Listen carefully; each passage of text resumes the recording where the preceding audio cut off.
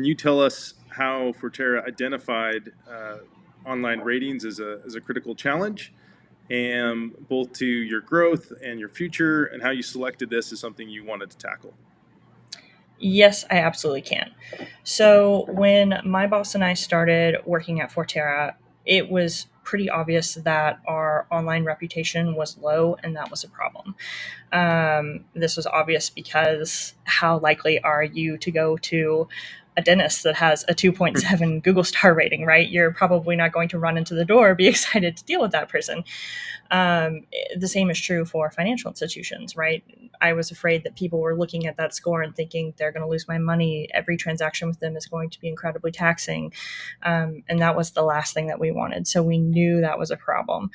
Additionally, we'll talk about this a little bit later, but we were also up and running with Qualtrics at that time, and the data that I was receiving through our surveys, be it our transactional NPS or our satisfaction scores, was absolutely not aligned with what we were seeing on our Google reviews. And we found that really shocking when we first looked at it.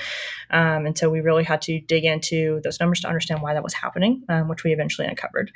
But I do want to tell you a little bit about our starting stats. So we started with less than 300 Google reviews that we had collected from 2014 onto 2022.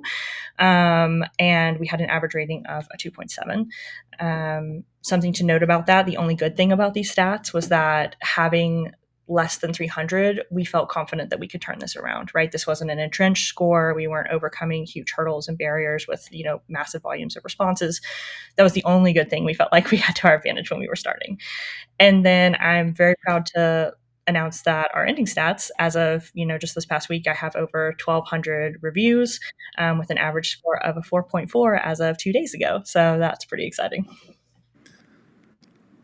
I love hearing the context from the beginning to end and the preview of what we're going to be discussing here.